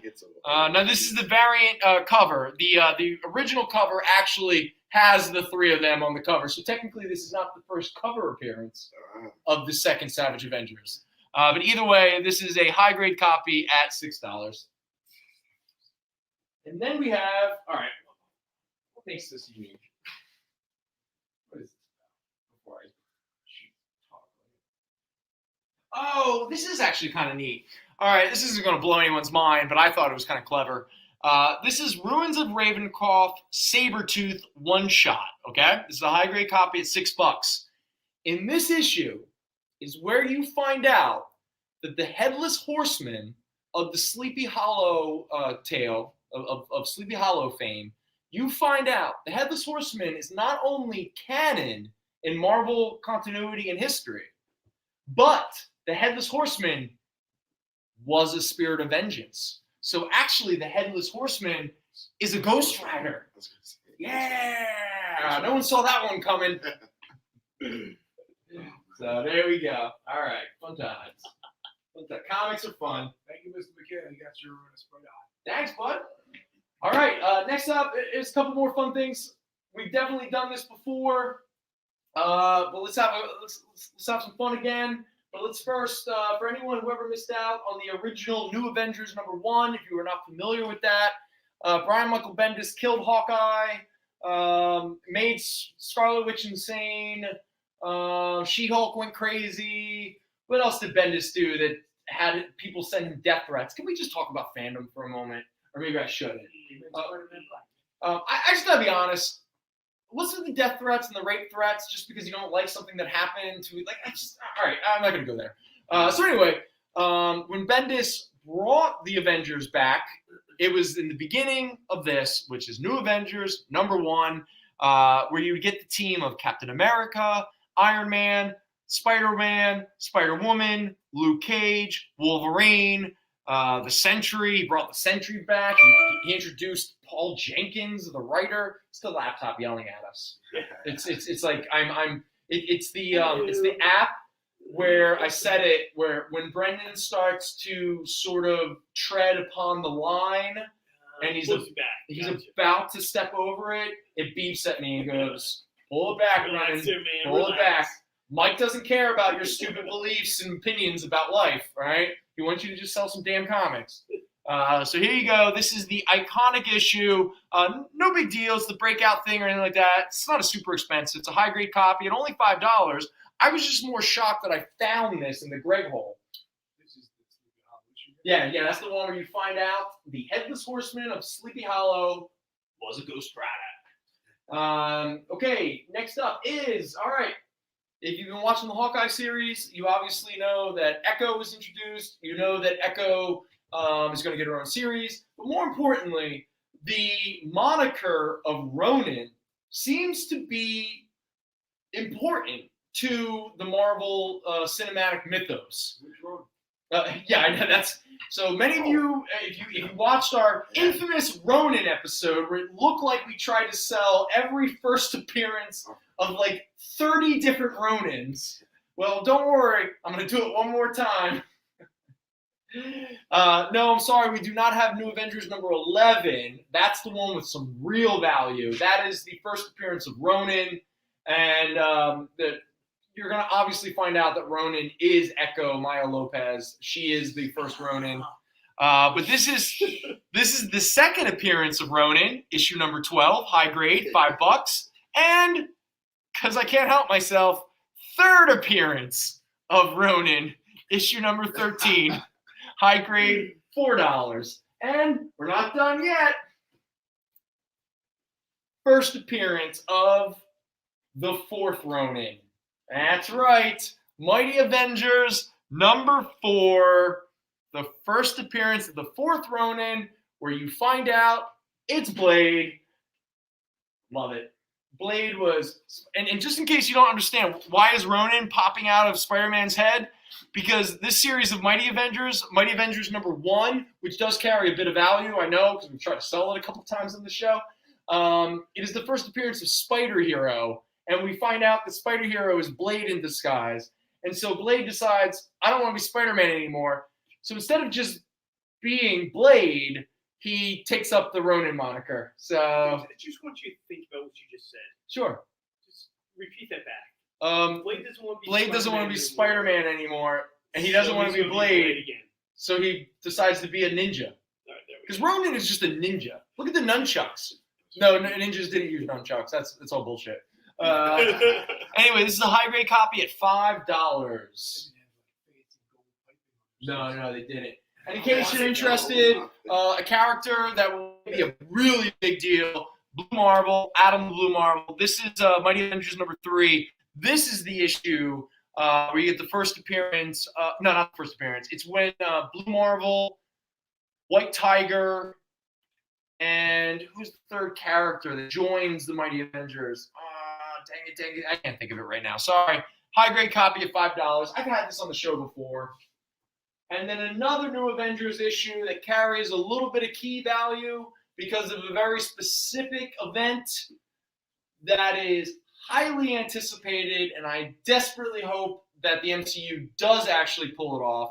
And I'm talking about the war of Wakanda versus Atlantis. This is the issue from my favorite, Jonathan Hickman, just crushing it like always. This is New Avengers number 7. This is the issue where Wakanda officially declares war on Atlantis, and it becomes a thing. This is a high-grade copy at $10. Start Black Panther 2. It's gonna be big, man. It's gonna crush. You don't know that. Black Panther 2 is a mess right now. Why? Well, because of the actress who plays Shuri, Yeah. and the fact that they cannot figure out if they want to recast T'Challa or just introduce new characters. Wait, what have you heard that we don't know? Wait, hold on. Our insider over here is going to hem and haw and actually not give us any information. It's a mess. You keep saying that. What does that mean? What does that mean? So, and anyone who doesn't hear it, Jason keeps going, and I don't know if he wants to fart or not, but Disney wants to get rid of her, and they have a reason to, so she got hurt, and then they're like, we got cast, so what are you doing? Are they going to cast a white? She got injured? Oh, yeah. Oh, yeah. She was So for anyone who didn't hear it, Jason just said that Disney is recasting the entire Black Panther cast, Oh, geez. and they are now all This is opinion. they are now all white people from Romania. No. Step by step. It's the Cast in it. Just the 10 of us. Ooh, dude, ow, How you like that? that is a good one. Yeah, and T'Challa is now played by Fat Daddy. Yo, by the way, what was up with fathers in like 90s sitcoms all just being fat asses? Was that a thing? Were most fathers just big fat dudes Women still like. who worked at like Coca-Cola factories? It's the line. We all. I'm not sure if it's muscle or fat. If it's muscle or fat. Like he's full of muscle or fat. I'm not sure. I'm full of muscle too. There's a question for everybody. What was Just the 10 of us spinoff? Oh, wait. Because he played, the father played the coach, right? Or like a gym teacher? Tell me, big guy. Oh my God. Okay, wait. No. I do know this because, Al, how many conversations over the 15 years we've worked together? We've discussed this before. Oh my God, it's going to kill me. All right, first of all, does everyone remember Just the 10 of I Us? tell you what, I'm going to put the answer in the chat and see. No, you're not allowed to do that. Can I ask questions? Okay, is any of it 20 connected questions, to the go. TGIF shows? No. Oh, okay. Definitely was a TGI. But there is a young heartthrob. He was an 80s heartthrob. Blossom? No, that's 90s. Yeah, Right. Well, no, but Get your decade. what about a single like Joey Lawrence or something from No, the that's Blossom would have been way 90s. 80s heartthrob He and not said Michael 80s. J. Fox? In 80s, early 90s. I'll go early 90s, but the 80s. spin-off that it was spun off from ended like probably Just the the 10 of us? I said just the 10 of us. Just God, this is gonna drive me nuts. All right. I'll try to think about it. Yeah. All right. So we've done all those books. All right. Let's do. Speaking of Black Panther, this is kind of on topic. Here is Fantastic Four Unlimited #1 high grade copy. Okay. So it is the first appearance of the Black Panther who is 2 before T'Challa. So what is his family lineage? That would be his grandfather. Yes, you got it. It is the first appearance of T'Challa's grandfather, who will probably somehow end up being the main character in Black Panther 2. And what is his name? His name is like Idris Elba. Chala, or what is it? I'm sorry. It's called Papa. Chanda. Chanda. It's or Chanda. Chanda. It's got to be Chanda. Yeah, because it's like a hard H. Yeah. So there you go. First appearance of T'Challa's grandfather, Chanda, the Black Panther prior to his father and prior to T'Challa. He doesn't High show grade up copy, in, $5. In like the flashback where they showed it like in jungle action. No. Really? Yeah. So it's just his father and that's it. Right. And in fact, like, what was that issue of Marvel Comics Present? It was like 16 or something. It was the first appearance of T'Challa's mother, or was it his grandmother? I think it was his grandmother, Ramona or something like that, which sounds like a very African name. Ramona. Betty, yeah. You know, Karen. You're Karen from Nigeria. She could be South African. We're ready to break out. Oh, yeah. Break it up, buddy. Bye.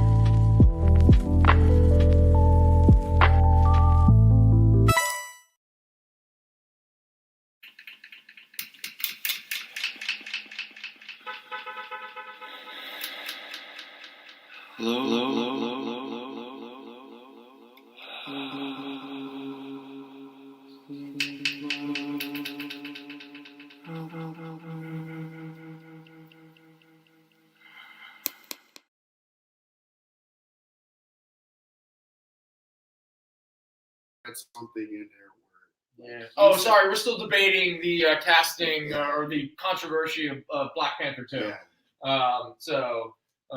Everything can be redone. Yeah. Because Banana over here is convinced they are absolutely recasting T'Challa. And there's going to be a large subset of the fan base that will be quite upset. Can you think of anybody who would make a good, take an Idris unknown? Elba. Idris Elba. Idris Elba? Dude, he's too old at this point. Oh, but Yeah, no, he's you old. make him an older Black Panther, and you make Riri as a. So what, did he age during? Did Black Panther get blipped? Black Panther got Yeah, Black but- Panther got blipped but- because at the end of Infinity So War, after- people got really upset that they Yeah. killed Black Panther, and you turn and go, "There's a sequel of Black Panther 2 coming out. Yeah. Don't worry, Yeah, he's coming back." Just like Spiderman Yeah. is coming. The amount of people that But Black Panther's also a name and a character. You don't have to have the same guy. it's true, but Yeah. man, that movie is so culturally I important know, but now. Idris Elba is still a huge. I think there's some other. I love Idris. There's some other. I don't know, man. As a Younger. fighter, What, he's supposed to play Black Panther? And Ali, No, Ali is doing Blade. She can't do because I would have gone Oh, him. yeah. He would have been brilliant. I don't know, chat. Anybody have some good suggestions? If Marvel anyone says- and Or Disney recast. were to recast T'Challa, What's his name? does anybody have their gold standard, like the guy who could totally do Michael it? B. Jordan. Oh, I know who should be recast as T'Challa. J.K. Rowling. Yes. That's Yes. There you go. Yes. There you go. You know what? Nothing Daniel controversial Craig. about Daniel that. Craig. Daniel Craig. There you go. Well, there's some elements to that can get really. Yeah. There's a guy, I think he was actually in that movie, Red Belt. I know you're talking. Yeah, that movie was good. Dude. Chinwei. I can't Yeah. Oh yeah, he was in Yeah. Firefly. Yeah. Oh, right. Oh, actually, you know what? He would be good. I think he Yeah, played Black I Panther. remember He Red was Belt. like That's a part- great movie. He was like an Red ancillary Belt? character. Oh, you gotta watch that. No, you're right. And you can't do Michael B. Jordan anymore because he was Killmonger. Michael B. Jordan looks, when he looks mad, he looks like a child. Like every time he's like, I'm so mad. I'm like, you gonna cry? What's wrong with you? Relax. Chiwetel. I would punch Michael B. Jordan in the Die face for if he looked mad. Cancel. It's like, stop, Slim. Cancel. You're Stop canceled. crying. Over. Canceled. You're done. Yo, Creed is an excellent movie. I love that movie. Brilliant movie. But he can't look mad. He can't look mad. Are you a lunatic? He looks mad. He looks like he's This is your Monster Squad argument all Oh over my again. god, that movie's Yeah. horrible. Just You're lunacy.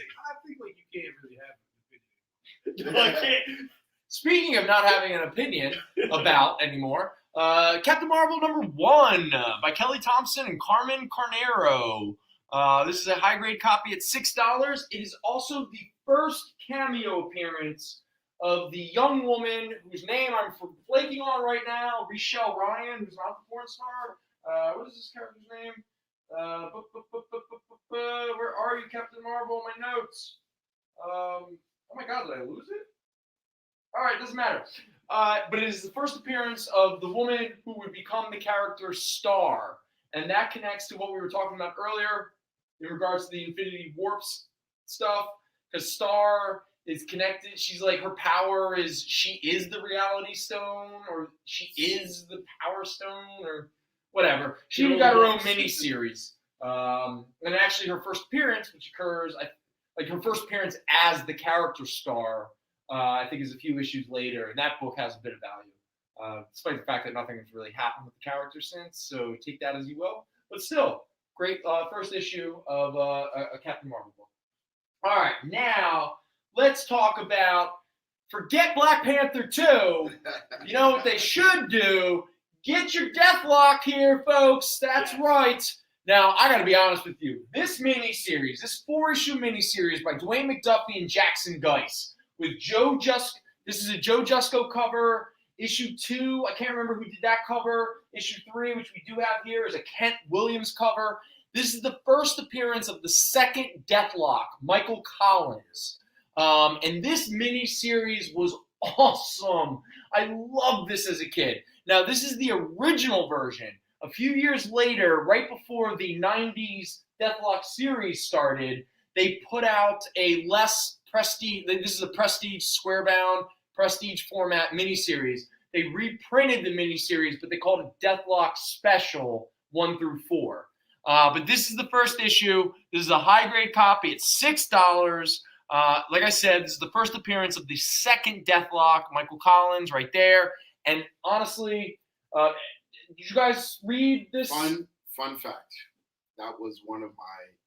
I actually got to trade. It's like 1 through 5 or whatever, and that was the cover on it. That was like one of my first books.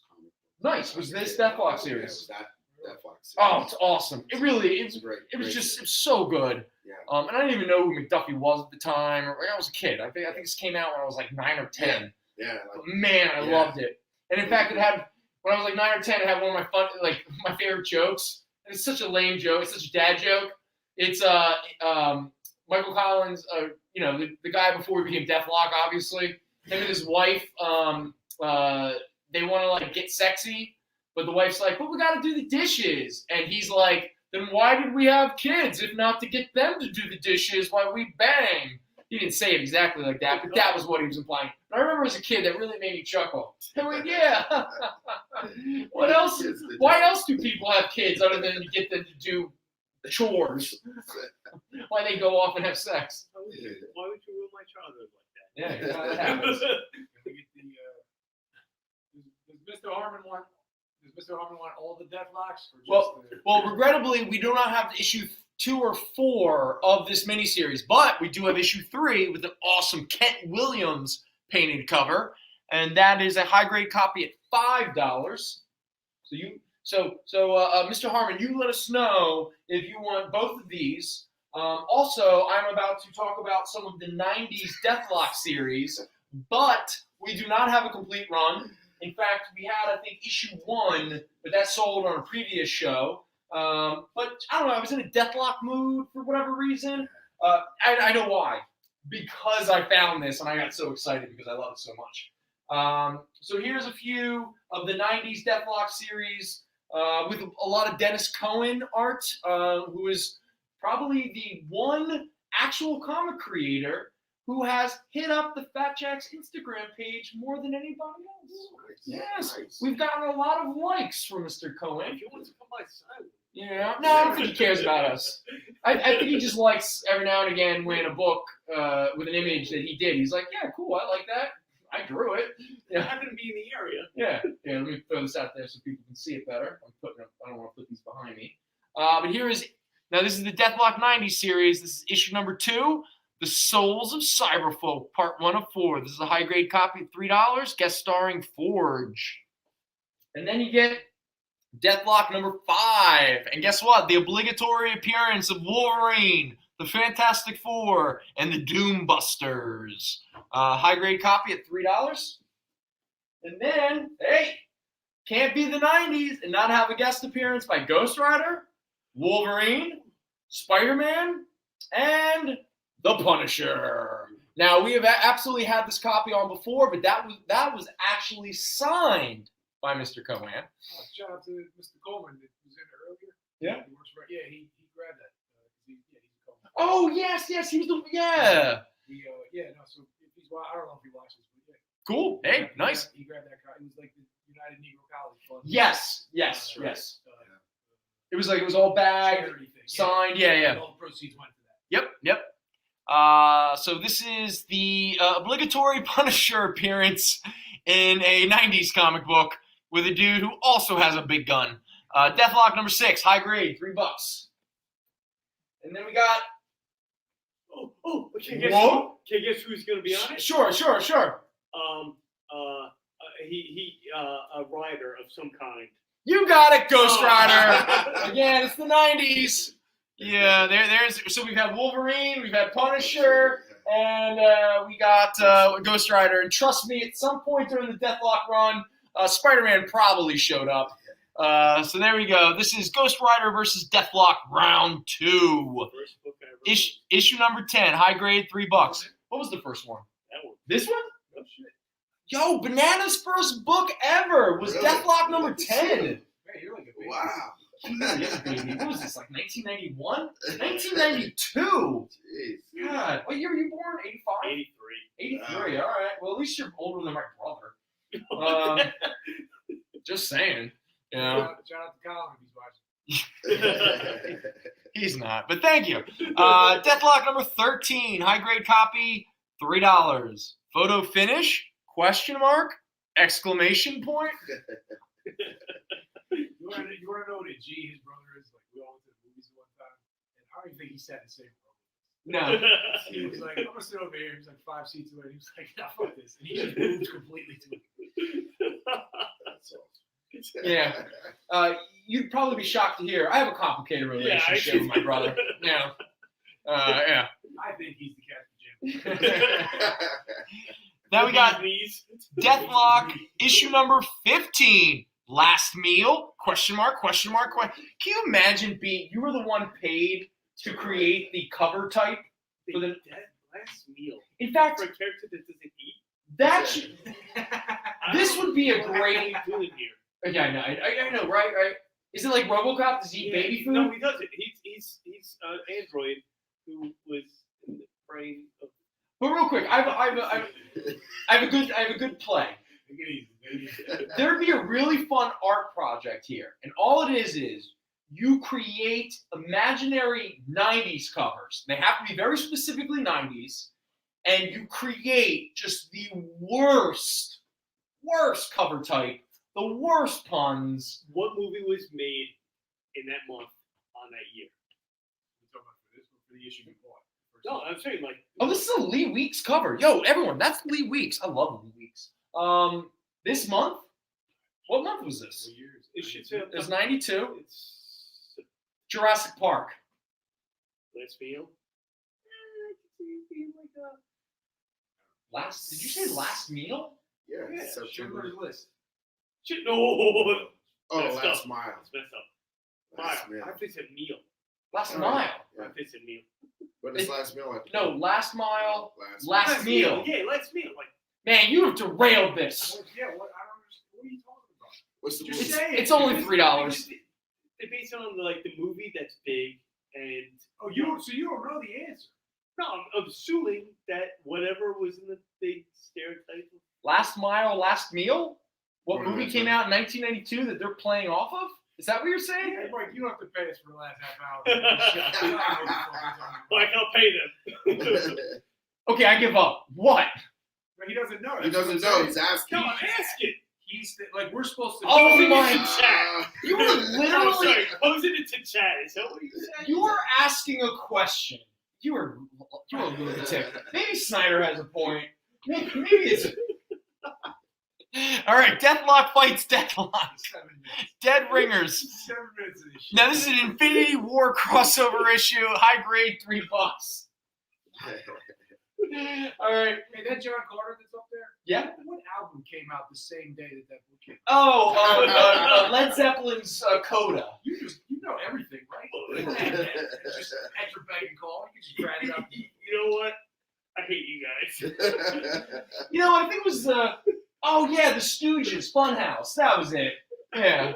All right, Deathlock. Oh, wait, don't forget, we're in the 90s. So here you get a little silver foil, holo foil. What the hell, man?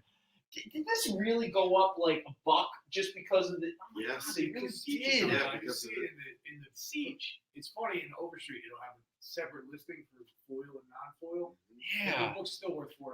Like they're all worth the same amount. Oh, actually, wait a minute. So Deathlock number 19. This is a high grade copy at $4, which is why it's $1 more. Because wait, there's a weird first appearance thing, or maybe not.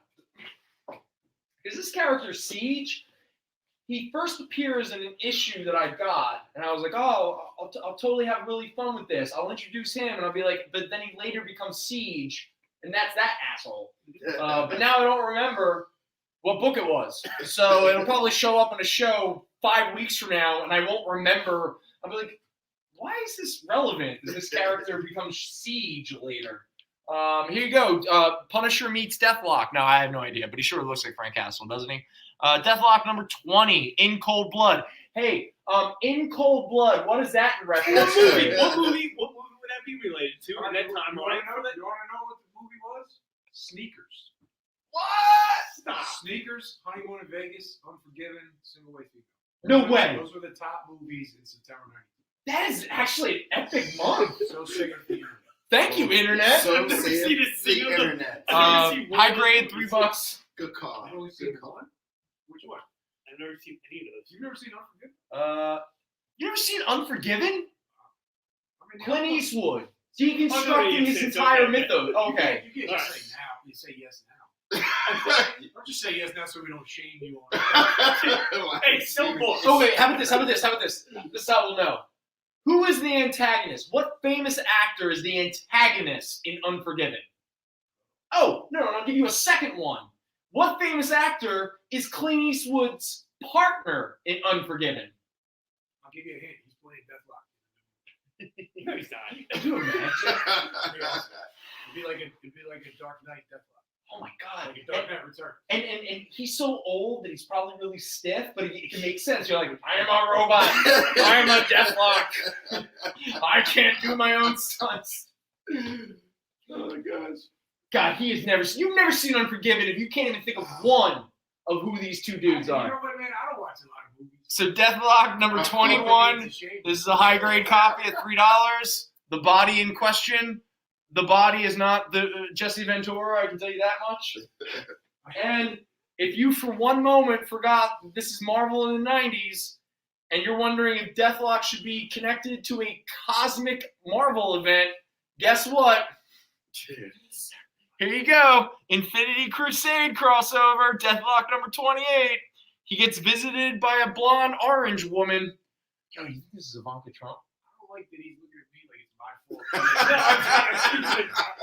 fault. You've never seen Unforgiven. We've officially established. It's cool if you've never seen It's it. okay, just admit I have it. a name in my head, Single Way and it's gonna be Female. wrong. Single White Female is a really good movie. Can you Go say- name either of the actresses in Single White Female? Oh, I need this. Man, This is Kane. Jennifer Jason Leigh. Kane. That's Kane. Michael Caine? Michael Caine. Solomon? Michael Caine's hand? Kane. Cocaine? You know, Rick James? Rick James. Man, Rick James played. Oh my God, real quick. For everyone who has actually seen Unforgiven, imagine for a moment Clint Eastwood riding with Rick James. Wow. That is a movie I now want to That's see. a great, funny movie. Man, there were some good movies out. Oh. I know you're doing a show. No, please. We got what? We got to do our very. All right, we got a couple minutes. What can we even do? All right, you know what? I'm gonna burn it. I'm gonna do. Yeah, I look gotta it up. look You it should up. look it up. You I'm were cheating. cheating. Nah, come on, I'm man. cheating. Oh. Oh wait. All right, so let me kill the show with some bundles. We'll do it real fast. Let's not belabor the point. So if anyone's interested in some Deathlocks, we got them right here. If anyone is interested in anything that is up here that we haven't talked about, please ask. If anyone is watching any of this garbage after the fact and we didn't sell any of these books, they will be available. Please inquire. Real quick to everybody, no show next week, no show the week after, and I guess Mike's still doing a show tomorrow at 4 on the Comic Book Shopping Network. Anything you see on here, just hit us up in the email. It's not scrolling out, but it will be. Kyle will take care of that. Yeah. So jccshow@gmail. And then hit up the Instagram for any kind of problems or anything. Yeah. Any kind of shit you want to give Brendan, just hit him up on the Instagram. right. Hey, you might get lucky and catch me at 3:00 in the morning in a interesting mood. And keep an eye out for Brendan and Jason's Instagram show. Yes. What's that called? Whiskey and Weirdos. That's right. Whiskey and Weirdos. We've done one episode. That's Second right. episode coming in the break when Brendan shows New night. Year's. We're There you doing go. New Year's. Yeah. Doing Tune New into Year's. Instagram for New Year's at Put like. that out. Yeah. You're done, Al. You're All out. right. So before we give away the variants, I'm not going to belabor what these books are about. You're either interested in this bundle. Anyone who's never seen these bundles before, I'm not going to tell you what they actually retail for, but trust me, the price is definitely below 50%, if not much lower. Zombies Christmas Carol. There you go. $6 or no, $8. 5-issue limited series. Right in time for the holidays. Secret Wars Armor Wars 1 through 5 limited series, complete series, $8. Annihilators Earthfall 4-issue miniseries. It's got a bunch of really cool characters like Beta Ray Bill, Quasar, Ronan the Accuser, Gladiator, all that kind of good fun. $8. This is the 4-issue Captain America, issue 701 through 704. This is Mark Waid with a multitude of different artists like Adam Hughes, J.G. Jones, Howard Chaykin, all doing sort of the a future storyline with the influence of Captain America. At the same time, that is coming off the heels of when Captain America, Mark Waid, was doing it during Marvel Legacy. This is issue 695 through 700. All right, so that is 2 storylines, and Kraven the Hunter is a villain in one of these books. That is a $13 bundle. And then we have Rags Morales. I can't remember this, but Chris Pacelli. This was the post 9/11 Captain America that was really serious. This is Captain America 21 through 26 from 2004, $10.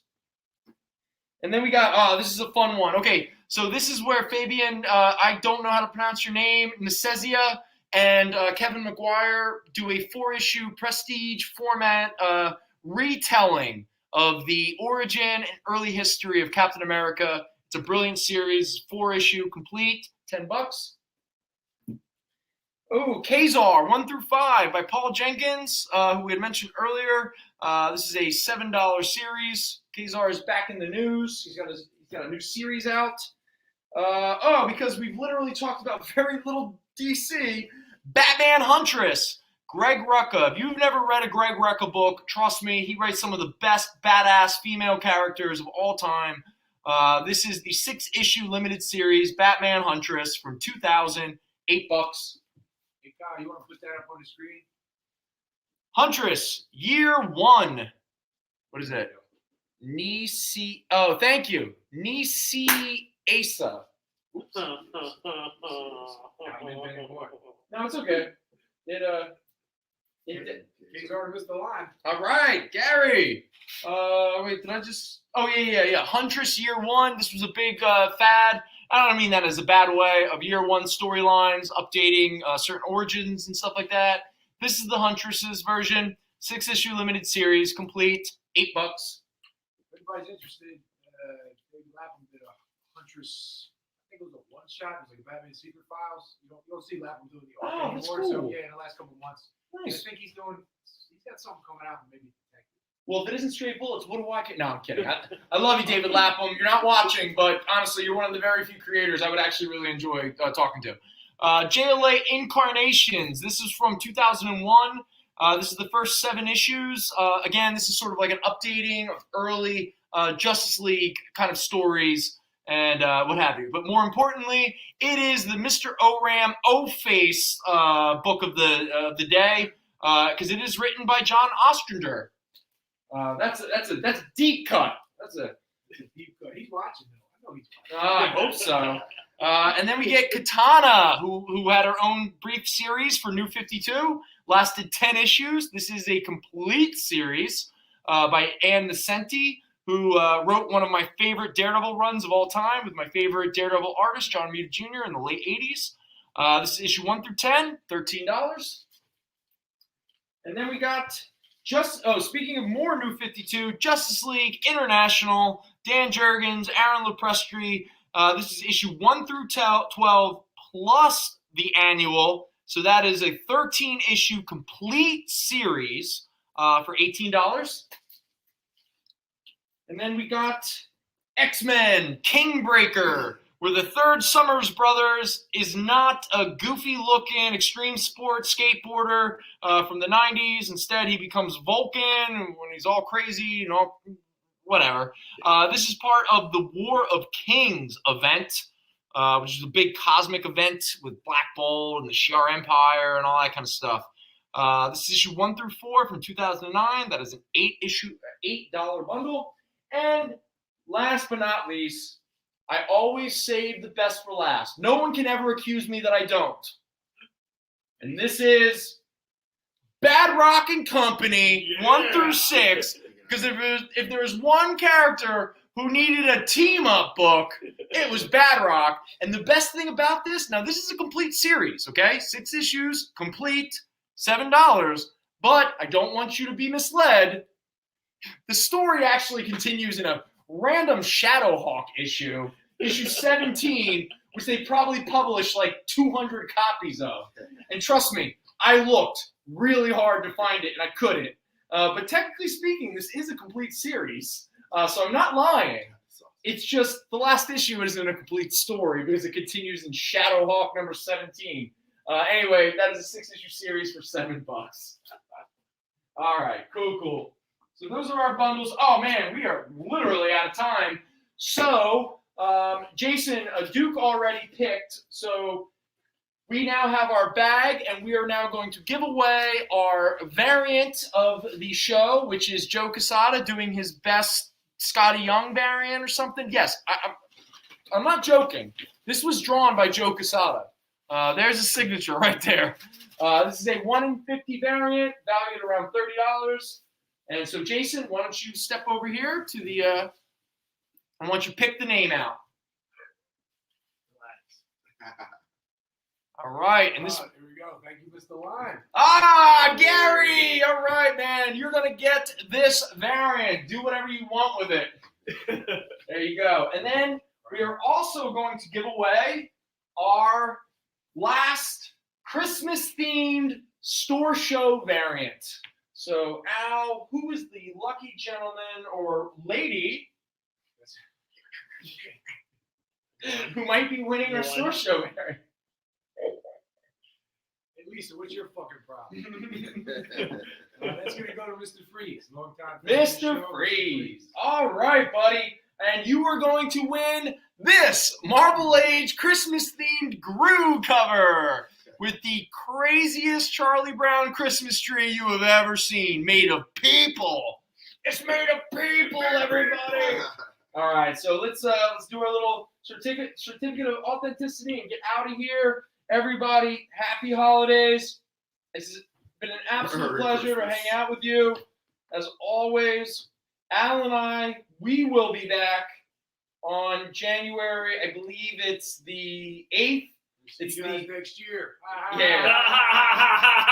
Shut up! Yeah. Second Sunday in January, Al and I will be back. So here, Duke, do you want to step on camera real quick and sign? Gene Hackman. Yes. Yes. Yeah. Just like All right. And Jason, would you like to step over here and sign? I know. I had to look it up too.